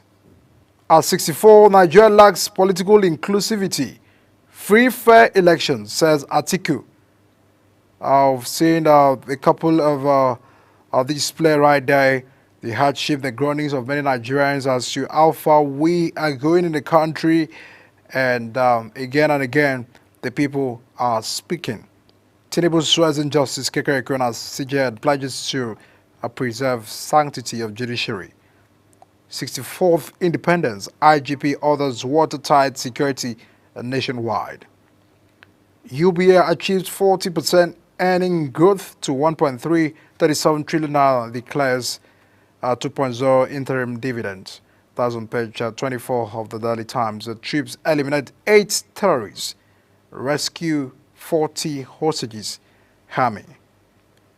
64th independence, Middle Belt minorities demand secession from North and others. What's really catching for me is the fact that the IG have ordered watertight security nationwide. From information we've gathered from Lagos, Nigerians, young Nigerians are on the street again for the Fearless Fast protest. And we're still having to monitor the signal right here at the Federal Capital Territory if, because they had actually written to the security agencies that are using the Eagle Square to demonstrate yet another protest. But, I mean, we will continue to dialogue and continue to react towards telling Nigerians not to protest. The questions as to how you are addressing the challenges and what is pushing them out to protest is what questions that Nigerians are still asking. And we must also, just as a chief, just as civil society, have also urged the security agencies to handle this with care and also address the lingering issues on the country, understanding the fact that you are leading the people and the people will always have their say in democracy. Queen, let's get to all the papers. Okay, our next point of call now will be the Nigerian News Direct. Nigerian News Direct for you. Big story, Nigeria at 64 still. Pressure mounts as Independence Day. Pressure mounts on Independence Day as Nigerians protest hardship twice in 2 months. Will not be deterred, Sowore vows as police deploy personnel. No procession rally will be allowed in Abuja, according to the AIG. Article 1 of democratic erosion says Nigeria's progress threatened by lack of political inclusivity. Nigeria still a crawling giant at 64. Above the nameplate, we have federal government approves 122 billion naira investment in 6 indigenous firms for gas infrastructure development. Access Bank relaunches W initiative to drive financial inclusion empowerment in Zambia, Botswana. Okay, Tinubu swears in CJN, reiterates commitment to independence of judiciary. Ayedatiwa grants pardon to 117 convicts. These are the stories we have on the front page of the Nigerian News Direct. Our next point of call will be the New Telegraph, which Michael Edikan brings to us. Very quickly get into the New Telegraph this morning. Tinubu to Nigerians at Independence Anniversary. I'm deeply aware of your struggles in these challenging times. Deeply aware of your struggles in these challenging times. Says reforms yielding positive result. A government winning war against terrorism. FG attracts 30 billion FDI in 1 year. Raises over an increased food production and drop in inflation. Vows to implement the Supreme Court ruling on IG's autonomy. Jonathan hails Nigerians' resilience as Kalu advocates unity. Abbas Sanwo-Olu, others felicitates Nigerians. I still heard that fearless October protests. Showdown looms as military dominates Eagle Square with 10 mounted trucks. Right as it that why Nigerians should learn to protest by NLC. That is on page 3 and 6. Nigeria at 64. I feel like whipping, says Okiro. Country traders and beings of one party, says Atiku. Anniversary diminished by APC on the People's Policy. That's coming from the PDP. We can see the outplay distribution display of the renewed home agenda milestone coming just as probably the key takeaways from the achievements of this administration, which again and again is not reflective of, and is not the reality on ground, just as Nigerians are still, and stakeholders are of course still reacting to that. Rivers LG poll, again court stops INEC from releasing voters register just ahead of October 5th election in Rivers State. Food inflation, World Bank lists Nigeria among hardest hit nations. Age 24, UBA records 1.3 trillion stellar earnings. And a couple of other ones. But very, very outstanding is the call of the president. I'm deeply aware of your struggles in these challenging times. Says reforms yielding positive result. A concern on how far these steps of the president will be getting some of the result. There is a result that Nigerians are asking for. Nigerians are just waiting to know the result, how far. Not just about the fact that you are acknowledging our struggle. So it's not just about the president acknowledging the struggle, but how far you're getting the job done. The job done. A good thing we have a president who at least acknowledges the struggle, unlike in cases where we've seen speeches by presidents, you know, being oblivious of critical conditions of the people, critical conditions of Nigerians over time. But it's a good thing we know that he's aware. But again, Nigerians wants to see results. We want to see things happen. We want to see a liter of petrol move from what it is now to something to way lesser. We want to see the bag of rice come down to what it used to be. We want to see transportation fares will come down. We want to see school fees. We want to see security, you know, better security for Nigeria, just the basics, and housing as well. The prices of houses, rents, and all that, they hike, come down. We want to see results. These are the results we're talking about. We're not necessarily waiting for anything, you know, out of the usual to happen, but we're just asking for the basics. At least when we see these things, we can now begin to judge where the future is headed, or what plans, you know, the president has in store for us. But in a situation where we don't see this, we continue to see hike day in, day out. The petrol is expensive, and you still have to join long queues for you to be able to even get this petrol at such exorbitant rate is alarming. We want to truly see results. Well, let's look at The Nation and the headlines on the front page of The Nation's newspaper. All right, before we get to have more details on The Nation this morning, let's get to bring the reactions of some Nigerians, and we'll go on the break, and once we return from the break, the papers continues on the conversations still on the program. Nigeria at 64. How far and how well? We're on the streets to get reactions of Nigerians on the occasion of Nigeria marking 64 years of independence.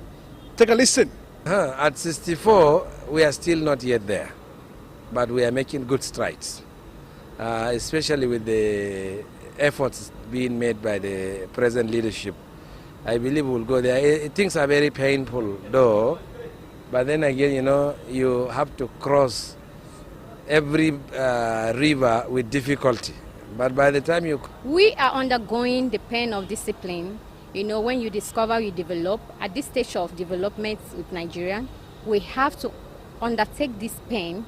In a short while, in cooperation with the present administration, we're going to come out from the pains, and celebration will be at our lips. I wish Nigeria... We are under slavery. We are not independent.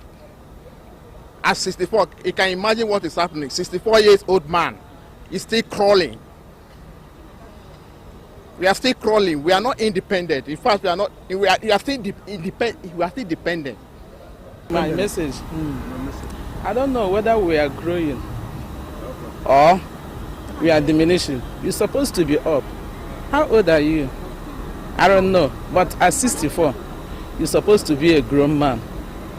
But all I say is I wish Nigeria better and best. Yeah, my concern at Nigeria 64, presently I would like to say congratulations to Nigeria, happy birthday. And I still want to believe that with the recent dispensation that we're into, we really believe that we are Nigerians that believe in ourselves. So I still believe that better Nigeria is still going to come ahead. There's poverty, there's illiteracy, there's disease, there's corruption, there's starvation. Government needs to do a lot more than they're doing. Hopefully the followers can follow.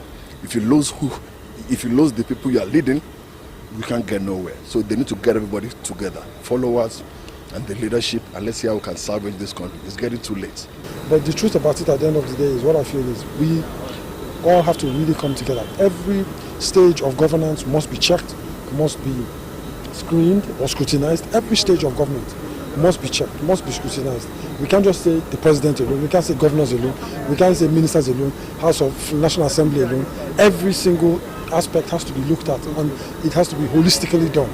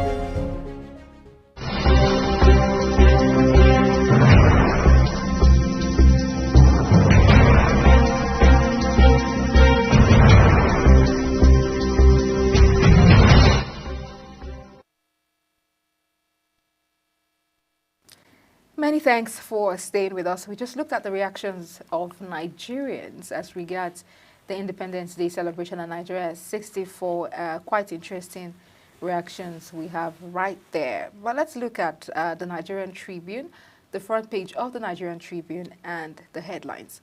Big story still on October 1st. IGP orders watertight security, says clamp down on miscreants. They vows to clamp down on miscreants. And also NSCDC deploys 3,500 personnel in FCT, NHRC 1 against excessive use of force. Courts restrict protesters to MKO Abiola Stadium, 3 other venues in Ogun, Metropolitan Square in Kwara. Protesters say no going back. Above the nameplates, we have Bobrisky. Federal government inaugurates panel to probe NCOs. Pensions Deputy Controller says his suspension was a social media suspension. I find this very ridiculous, Michael Ndika. Reactions also. The controversy between Very Dark Man, the EFCC, Bobrisky, and the Controller of Customs, as well as Customs officers as well, has sparked a whole lot of reactions over the weekend and even onto this new week, as there was a panel, House of Reps member, probing the incidents of bribery and all of that regarding Bobrisky and the special cell. Why I find this ridiculous is because the Controller of prison rather has just said that the news that he was suspended was just social media suspension and is not it does not take effect in reality. Help me make it make sense, first of all, before I talk about other issues surrounding this story. What does social media suspension mean, and how is it different from real life suspension? I mean, it clearly shows you the insignificance of the matter, because I've been trying to get understanding about the whole issue. I'm quite following all of the trends. We saw a Very Dark Man yesterday having to go with a Babalo. I don't know how they normally call that to the House of Reps in respect to honoring the invitation of the House, the National Assembly. But you look at how the Assistant Controller of Correctional Service had to respond to the issues of his suspension. It shows how significant the issue is, because the law probably would always take its course, and every explanation you may have. Recall what they said, that it was about the transgender, all of those concerns that probably they had led him or her to one of the facility right there at the confines of the Correctional Service. But corruption itself, it's eating deep into all the Nigeria's institutions. Very Dark Man can't begin to solve all of the corruptions we have in this country. Yes, it's a good step. We give it to him for the courage and the ability for him to confront this. But I have a concern that probably this is a personal war he probably have been having with Bobrisky.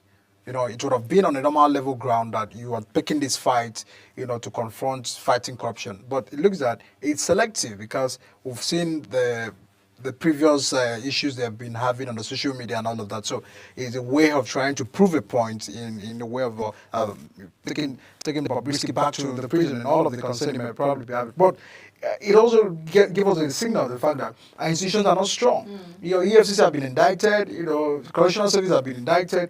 We don't know more about it. We probably cannot even imagine more of our institutions like that are these. People pay with money. It looks that anybody can get away in the country. So the only concern I might be having is the fact that this is just a kind of a wake-up call, on exposure on what the institutions of Nigeria have been reduced to. It's ridiculous, because people shouldn't stop using their money to get their way where a poor man cannot.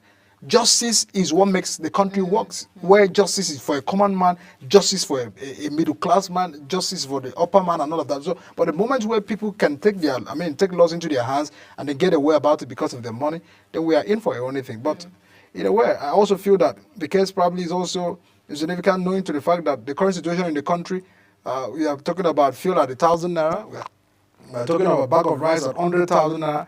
We are talking about diesel at costly. We are talking about food inflation that not even available. Even if it's available, how many Nigerians can purchase food? I think this is what the House of Reps should rather pay the attention to. Very dark man, Bobrisky probably cannot solve, the many economic hardship we have in this country. But in a way, as I said, it's good that they are exposing some of the abnormalities going on in the Nigeria's institution. But at a time like this, attention should rather be focused on Dangote Refinery. Nigeria's refinery, not Dangote Refinery alone. What economy the CBNs are doing, the policies they are taking, just to be able to reform the sectors. I feel that's the most important things and the pressing concern we may have as a country. Yeah, quite frankly, I agree with you that while we need to focus on food, focus on the security of lives and properties of Nigerians and, other pressing issues, but the House of Rep member choosing to probe this issue.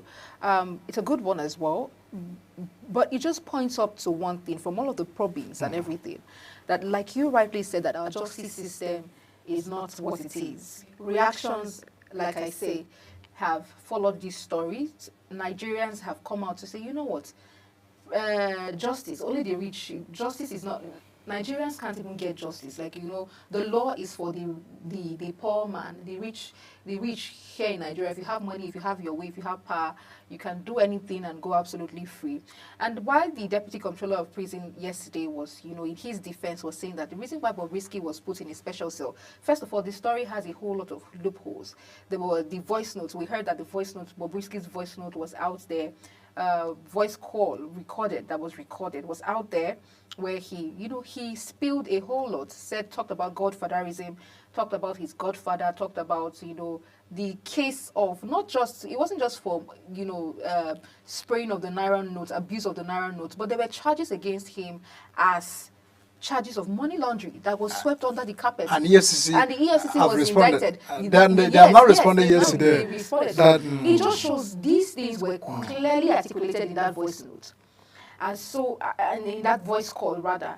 And Bobrisky said it's fake. Has denied it. But initially he had confirmed to a few people, a couple of people had said, you know what, I said this and I don't know how this got out. And these people are coming out to see, but you told me that this voice note, and we all know that I'm sure Nigerians know if that voice note is fake or if it is true, if it's false or if it is true. But what am I pointing out at now? The Deputy Comptroller of Prison says he was suspended on social media. That aside, and he made mention of the fact that the reason why Bobrisky, so they agreed to it now, that Bobrisky was put in a special cell, as he says in his voice notes, that he was put in a separate cell in an apartment outside of the cell where he was there. And it is typical that when you go to a prison cell, when you come out of a prison, people would know that you went to prison. But in Bobrisky's case, let's not even judge by his appearance and how he was celebrated and all of that and how he came out looking fresh like he wasn't in prison. What I'm saying is the Deputy Comptroller of Prison said that Bobrisky was put in a special cell because of his special features and he is transgender and all of that. Special features, he had women features, and so he could not be put in whether a male prison or a female cell, a female prison because of his special features. But let's look at, does our constitution allow for transgenders, to be put in, and if that's the case, why does he have to be in a separate apartment? Okay, if our constitution allows for it, can we begin to look into creating cells for transgenders? But our constitution does not. So how is it that a constitution that does not support transgender and all of these things now puts in consideration for someone to be in an apartment outside of the cell where he's well taken care of? Well, that's left to the Comptroller General and people involved to answer. And also, the EFCC was indicted as well. It just shows the system that we're in. The EFCC needs more probing, more thorough probing, and and all the people that, of course, we're going to hear of more names in the later course of these probing and in these events, more names. But for the now, I think that we should be focused on the critical needs of Nigerians. Food, let's talk about security, let's focus our energy on things that are relevant at this point in time.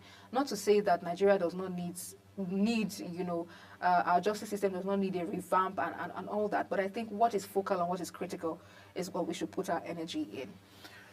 A whole lot of concern about the state of the nations, and also a concern about how far the country has gone in 64 years of independence, and tracking some of the leaders in terms of the attempt in getting the country working.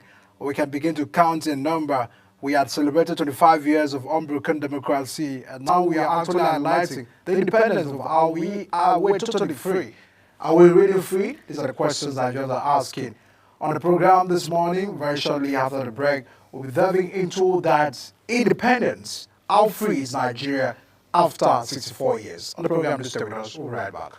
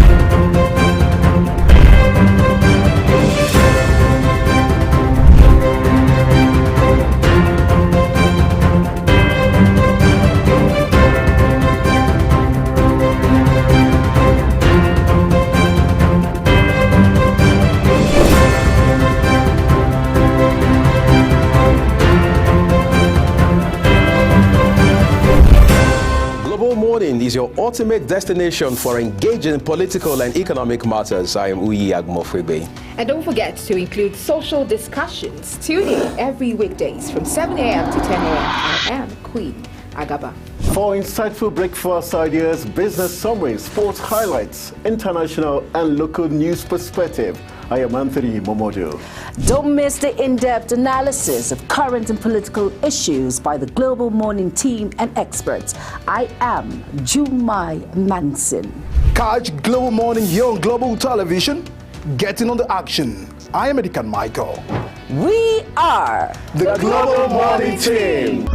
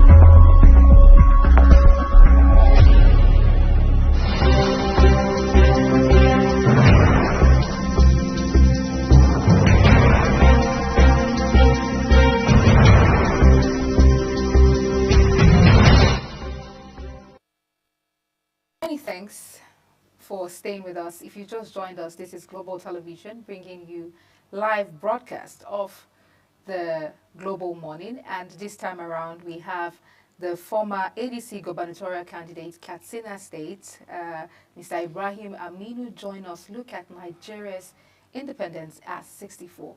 Good morning, sir. You're welcome on the program. Good morning. It's a pleasure to have you on the program this morning.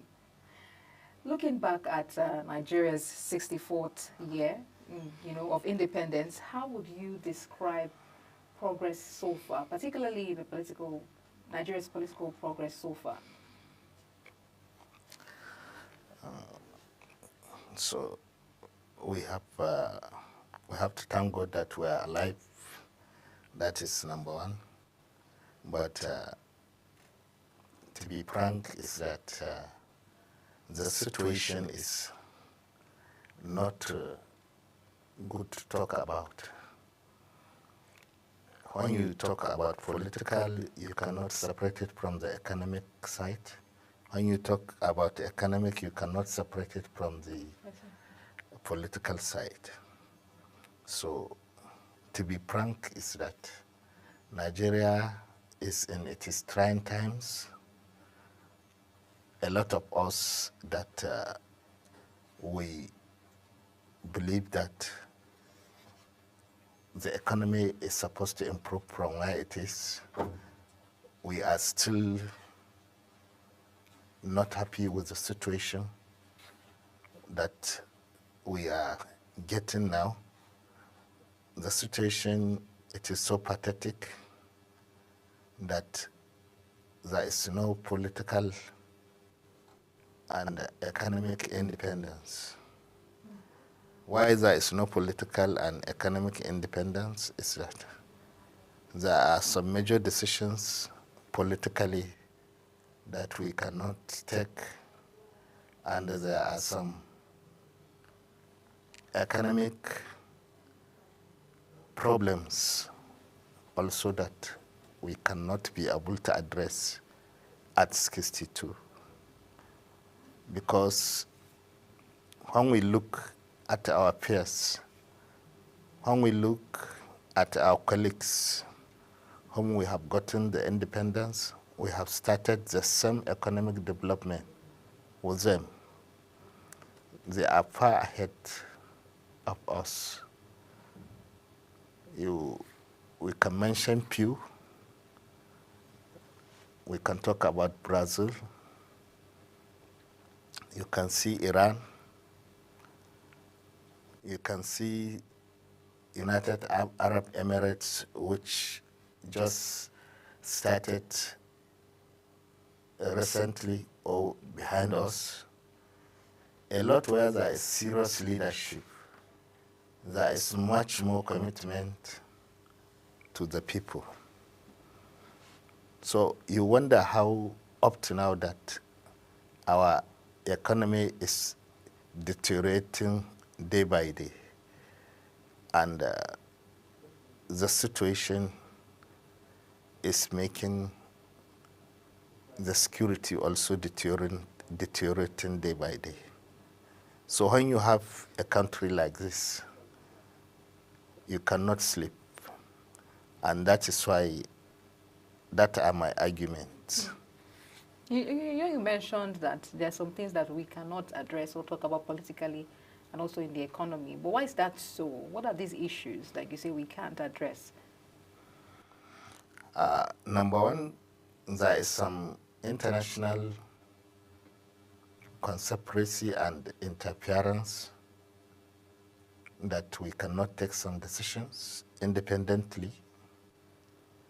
And there are also things economically that we cannot be able to do independently, because you can imagine Nigeria is an oil producer and everybody acknowledge that, and it is a strong member in OPEC.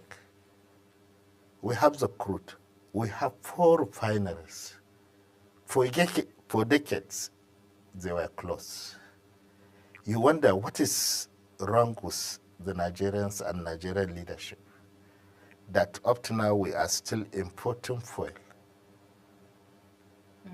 And somebody privately has done it, and you are still not cooperating with him.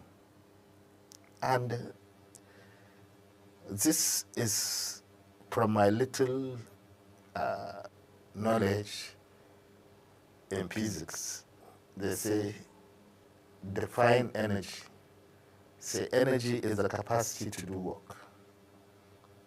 So if you cannot be able to move things from point A to point B, which requires energy, or if you cannot turn around something to make it another form to become a product, which requires energy, all if you don't have. So where are you? These are the basic things that I know. Even somebody that didn't read economics can understand that we are not only stagnated, but we are descending backward. So truly, there's nothing worth celebrating, no independence worth celebrating, since we cannot make certain decisions independently.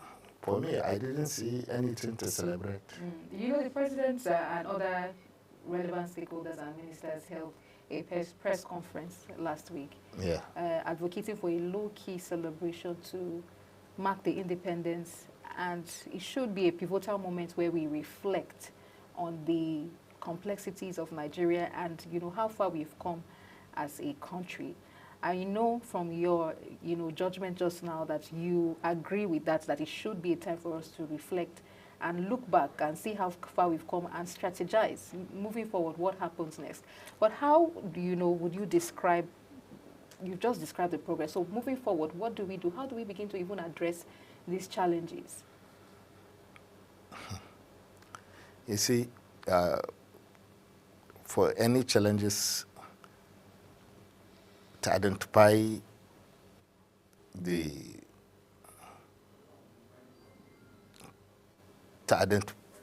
challenges and to identify the way forward is that, first of all, you have to agree that you have not done anything.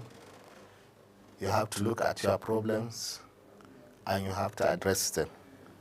And as you said, we have been sleeping, or we were, I can say we are half dead, because for decades we are not doing what we are supposed to do.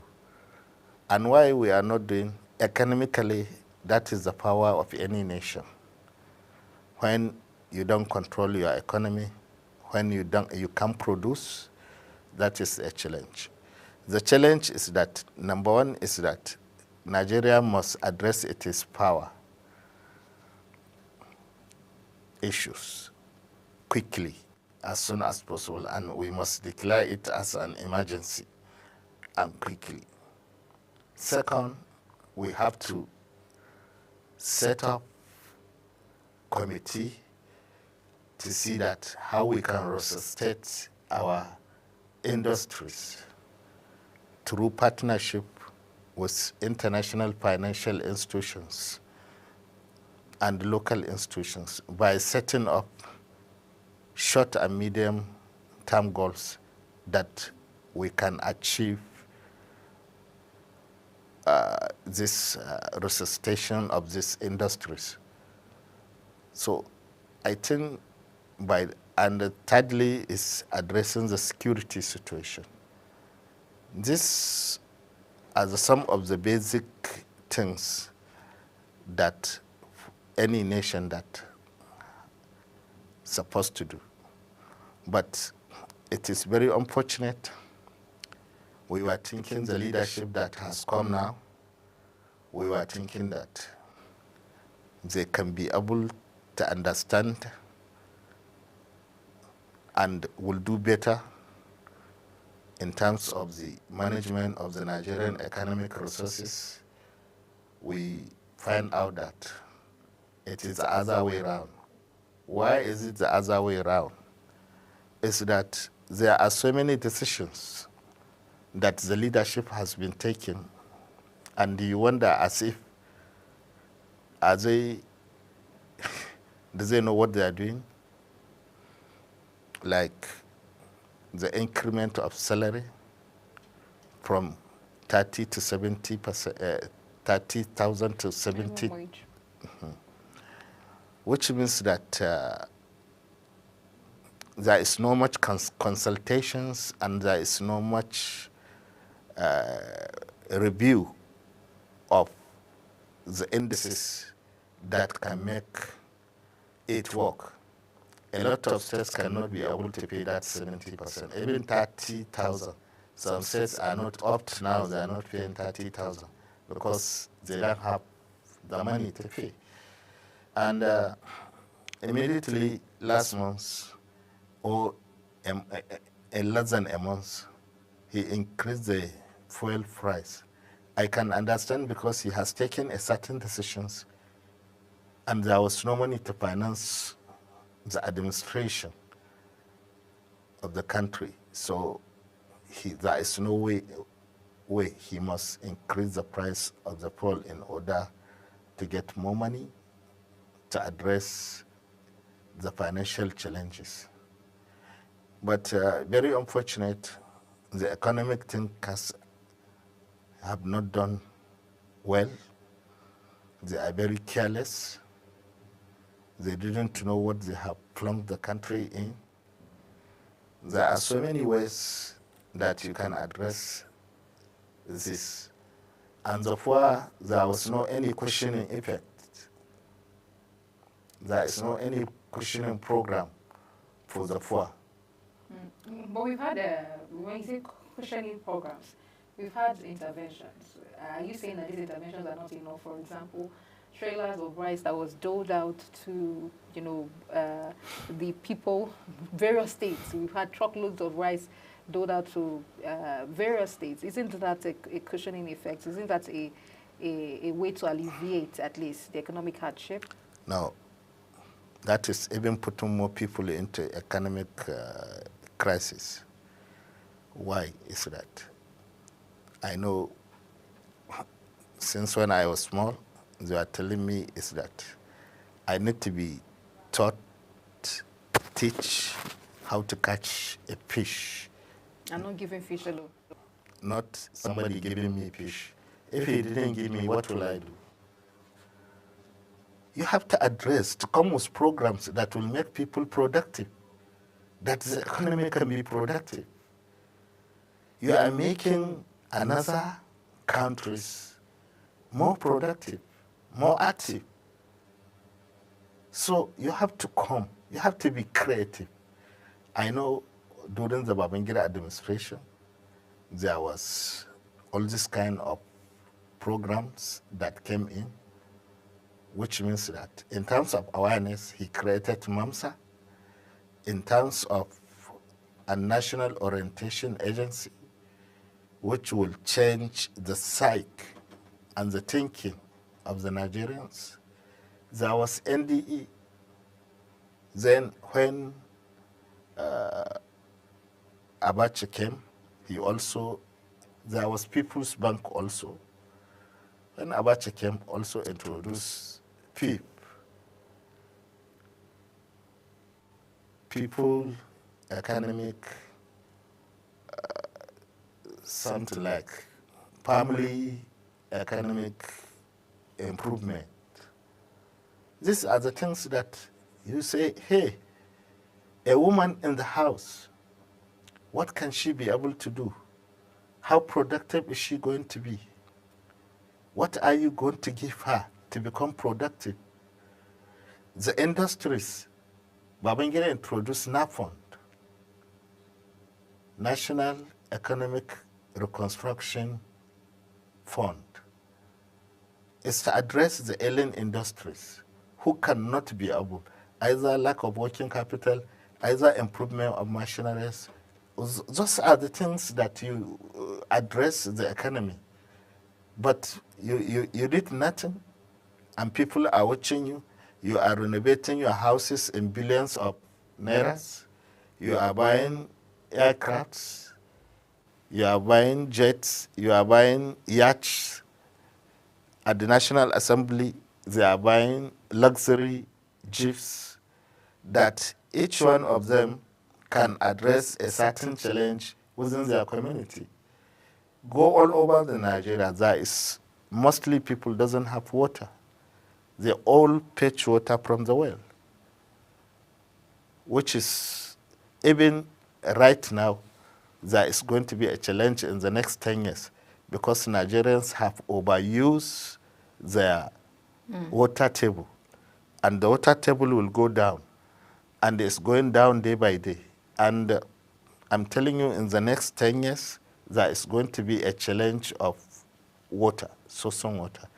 Most of the boreholes were drying up because of the overusage of the ground table water. And there are so many things that I don't think this place is enough for me to discuss all these challenges. But let us be sincere, let us come, let us see how we are going to address the issues with sincerity. All of us, we are all Nigerians, and we have no any other place than this. And there are no people that supposed to correct these things. Nobody is coming to correct it except ourselves. So this is the situation. You created ministers, or you appointed ministers. You didn't, since you come, you didn't execute a single project. And you are saying you are going to sack the ministers. There was no anything to judge. You didn't give them. There was no budget. There was no money for them. How can you know that this person has worked and this person has not worked? And you are saying that I know, I am aware is that maybe it's only few that have some cases of corruption before, maybe in the humanitarian and other, maybe those are the changes that maybe the president is going to be made. But Mr. Aminu, when you talk about programs, but we have heard of programs by this administration, like the Renewed Hope agricultural funds and the various other funds. Are you saying that the implementations and the follow through are not what is it is duly followed? Because we hear and we see these various initiatives. Which program are you talking? First of all, we have one they call the Economic Stabilization Funds that was doled out to alleviate and help vulnerable Nigerians. And we also hear about agricultural funds as well, and one for employment for teachers in rural settings to empower, if I'm not mistaken, and various other initiatives. Are these not tangible enough? Are you talking of Empower? Yes, and various other. I don't think Empower is working. Is Empower still working? Or you are talking, which program are you talking? Okay, let's leave it at that. We hear of various programs as well as by this administration. But you are a Nigerian. What impact? Who did you see has benefited from this? From this program. So I would assume your answer is that it's just a face structure and not properly implemented. But let's look at security. Because you mentioned security while talking about a proper committee being set up. So you mentioned security. How far in our 64th years, this is the 6th decade, how would you assess Nigeria's security situation and architecture up till now? The same you assess it. That is the way I assess it. How do you know how I assess it? I know every Nigerian has complained and is complaining. There was no place that is secured in Nigeria completely. There was no place that is secured. Let me ask you, how can you be giving, let's say, 58,000 to somebody carrying a gun per month? You post him on the battlefront or maybe on the red spot. So, and they want him to perform, pay him 58,000. You want him to sacrifice his life for 58,000? Are you saying that is reasonable and possible? 58,000 that cannot buy you a bag of rice. And you want him to be loyal to you? Certainly not. In my language, they say, where the mouse turn is where the saliva fall. If my mouse turns like this, the saliva will come like this. If it turns like this, the saliva will come like this. What I mean is that whoever gives dictates, and that is why the bandits have money. That is why there is so much conspiracy. Because you are not taking care of me. And that is the reason why I sacrificed my life to protect the country. And you are not taking care of me. And somebody is taking care of me. Where do you think the loyalty will be?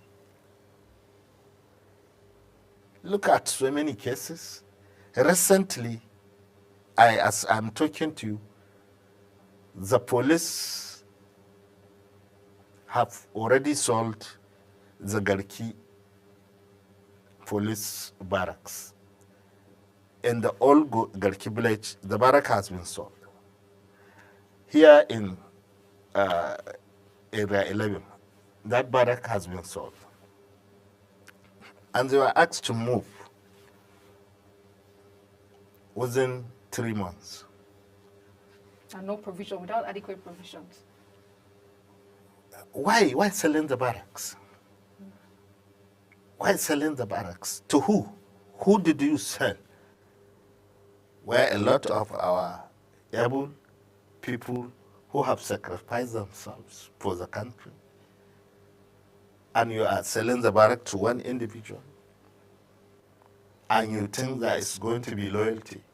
Certainly not. We are our own problems. And if you continue to listen, if you continue to talk with this rank and file, you will cry. You will cry because of what is going on there. there was no care. You give somebody 58, 60, highest, you give them 98. This maybe 100,000. These are from, all these are rank of file between salary from 58 to about 100,000.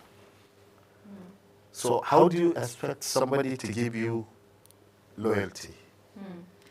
Interesting. I wish that we could, delve further, look at education, healthcare, and other aspects of the economy. But I would assume that it's the same as you've just mentioned across other sectors. Thank you very much, Mr. Ibrahim Aminu, for joining us this morning on the program. We deeply appreciate your presence, and we hope that we'll have you again on Global Morning. Thank you. Thank you very much.